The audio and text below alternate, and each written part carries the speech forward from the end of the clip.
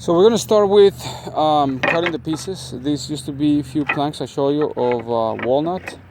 What I did is that I cut like one by one. These are irregular pieces that I have because the wood is pretty much raw, and I'm not using some sort of like an electric planer to to bring it to one particular size.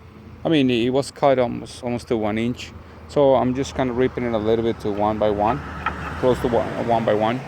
I will do a lot of sanding, but anyway, they used to be. I'll show you in a second. They used to be like these planks.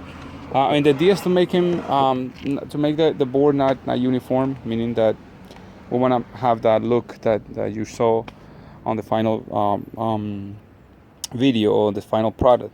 So we're gonna start by putting it together in different patterns and different ways, so we can create something a little bit different than what you will normally see.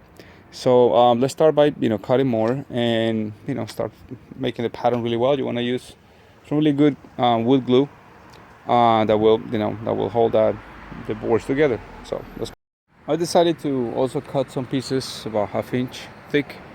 The idea with that is that will give me a little more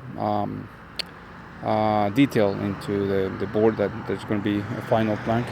The spaces and the light that's going to go through it is going to be a little different. So I'm going to go ahead and just move this setup to like ½ inch. To avoid having the board gluing to the surface, I actually put on top of the table a demolition bag, and I put a little bit of oil on top. That way the glue will not stick to it, and it's easier to do some sanding and stuff like that. So I'm gonna go ahead and start building the board.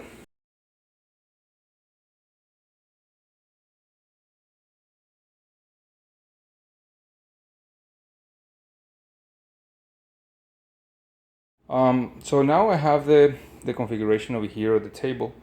I preset the table this way so we can actually give them some sort of pattern. I said, so that the idea is to make sure that at least half of it is dry, and then we put it together with the other half. I'm gonna use the glue, regular wood glue, plus these clamps that I have over here. So I'm gonna divide it into pieces and continue. So after we let that board dry for about a day, we went ahead and used a bell sander. Now, because these were pretty much raw pieces of wood, they were not the same thickness, and I'm not using like a special tool to make the same thickness. What we did is that we used the bell sander to make sure that it looked as level as possible. That's the front part, but if you notice in the back, some boards were not leveled. Although we sanded down really well, it was not necessary to kind of leave it completely straight due to the need of only this part. Now what you see here, these boards were cut about 48 inches in this case, and these 4 boards over here were cut about 13 and a half inches, something like that. Yeah, to make the entire height about 16 inches. That's normally like what it will be a living room table or coffee table for. So, but you can do it as high as you want. What we did also is that we made with a little tool that I'll show you later on, the areas where we're gonna actually screw the legs to the board that is gonna go across. Then after that, we're gonna drill this with 4-inch screws, and we're gonna put some glue and drill it in so it will hold the table really well. It is probably important to put a piece of glass on top. I'm not planning to do that right now, but it will be a good idea. Okay, so what you see here, although it looks like we went ahead too far, but actually we just connected with 4-inch screws like the one that you see here, glue as well. So it went deep, really deep enough to hold that piece. We put 1, 2, 3, 4, 5 screws. And these little plugs that you see here are little rods that they sell at the home improvement store for curtains and all those treatments. So we're just gonna put a little bit of glue to the 3/8 and just seal it properly. The board that is on the bottom is about 24 inches and it's nice and square.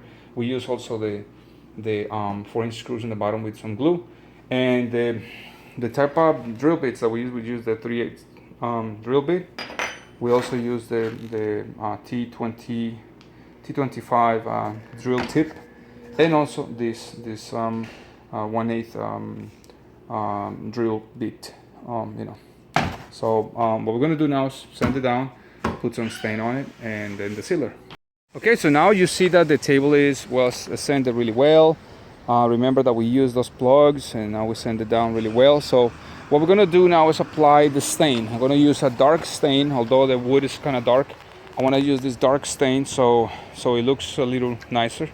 I'm gonna use a brush and a little piece of dry cloth to be able to clean it up. You don't want to saturate this wood too much because it will not dry quickly. So you want to make sure that the layers that you apply of the stain are nice and thin.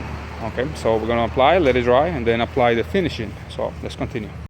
Well, now you can see the stain that was applied. It looks really cool. The next thing that we're gonna do is to apply a clear coat of you can actually use an enamel or any like a polyurethane or whatever you want. I'm gonna use it in a spray, so it will be easier to just kind of go to all those little crevices, especially, and sand it down really well, especially on the surfaces or whatever is easier and flatter to sand, and then apply a second coat. So let's continue with that. All the little holes especially had to be dealt with little Q-tips or small brushes to be able to get to them, but it's worth it. Once your clear coat of the enamel, in this case that we are using, is dry, you want to go ahead and pass 600 grit sandpaper. You just kind of give it a light sanding and then apply the last coat of the finish, so you have a nice and smooth surface. Perfect. So now we have the table finished and ready for the future owner. What else can I say about it? It's a really nice piece. It's something that you can, now that you know how to make it, you can play around with designs and colors and things. I'm gonna make some other ones that may look kind of like this one with other materials. And it's pretty much, this one again was made out of walnut, pretty much a really rough walnut that I had, and it turned into this. So I'm really proud of the piece. Thank you so much for watching. If you're not a subscriber, please subscribe. If you are, thank you as always. See you in the next one.